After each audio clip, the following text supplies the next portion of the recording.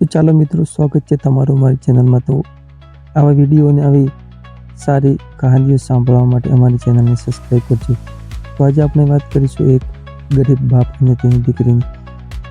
તો વાત કરીએ, એક ધનવાન વ્યક્તિએ તેના જન્મદિવસે પાર્ટી રાખી હતી। તેના બધા મિત્રો ધનવાન હતા, પરંતુ એક મિત્ર ગરીબ હતો। પરંતુ તે ધનવાન વ્યક્તિનો સૌથી વિશ્વાસપાત્ર મિત્ર હતો। ભોજન ચાલી રહ્યું હતું ત્યારે ધનવાન મિત્રને ખબર પડી કે તેને પહેરેલી હીરાની અતિ કિંમતી વીંટી તેની આંગળીમાંથી સરકીને કશેક પડી ગઈ છે। ઘરના બધા સભ્યો અને આવેલા બધા મિત્રો વીંટી શોધવા લાગ્યા, પરંતુ હીરાની વીંટી ક્યાંક મળી નહીં। એટલે એક ધનવાન મિત્રએ કહ્યું કે હવે બધાની તપાસ કરો, કોઈએ એ લાલચમાં આવીને પોતાના ખિસ્સામાં મૂકી તો નથી ને?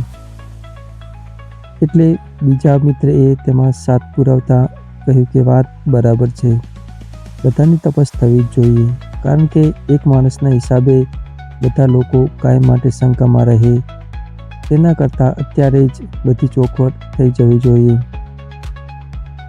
તો આ કહાનીમાં આગળ વાત કરીએ તો બધા લોકોના કિસ્સાની તપાસ કરવામાં આવે છે, પણ તે ગરીબ મિત્ર તેના કિસ્સાની તપાસ કરવાની મનાઈ કરે છે।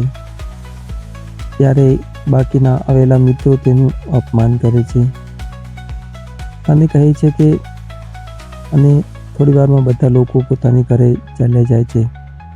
બીજા દિવસે સવારના ધનવાન મિત્ર કે જેનો જન્મદિવસ હતો તેને પહેરેલા કોટના ખિસ્સામાંથી જ તેની હીરાની કિંમતી વીંટી મળી જાય અને તે ત્યાંથી પોતાના ગરીબ મિત્રના ઘરે જાય છે અને વીંટી મળી ગયાની વાત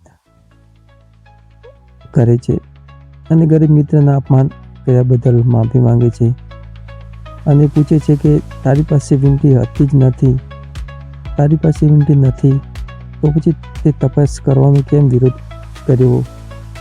ત્યારે ગરીબ મિત્રની આંખમાંથી આંસુ નીકળવા લાગ્યા અને તે ધનવાન મિત્રને લઈને બાજુના ઓરડામાં જાય છે અને ત્યાં તેની બીમાર દીકરીને બતાવતા કહે છે કે કાલે હું તમારે ત્યાં આવતો હતો ત્યારે મારી આ બીમાર દીકરીએ મને કહ્યું કે પપ્પા, મને મીઠાઈ ખાવાનું બહુ જ મન થયું છે,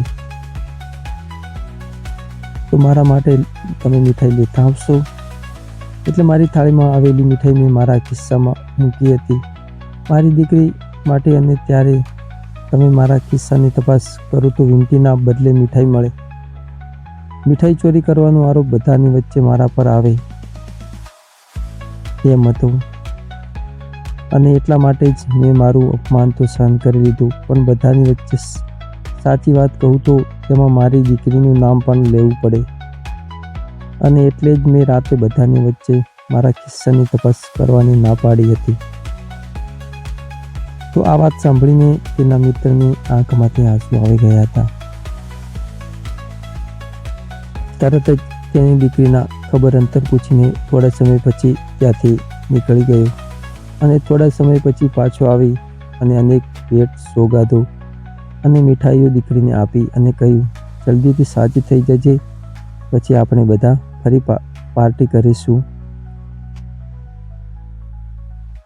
માતા પિતા પોતાના સંતાનોની નાની નાની ખુશી માટે પણ ઘણું બધું સહન કરી અને તેને મોટા કરે છે, માટે દરેક સંતાનને વિનંતી છે કે માતા પિતાનું ધ્યાન રાખે, ઘરમાં તેનું મન સન્માન જળવાઈ રહે અને કોઈ વાતનું દુઃખ ના લાગે તેવું ખાસ ધ્યાન રાખવું, કારણ કે આપણને મોટા કરવામાં તેની કેટલી તકલીફ ઉઠાવી છે, કેટલા દુઃખ સહન કર્યા છે, તેની આપણે કલ્પના પણ કરી શકાય નહીં।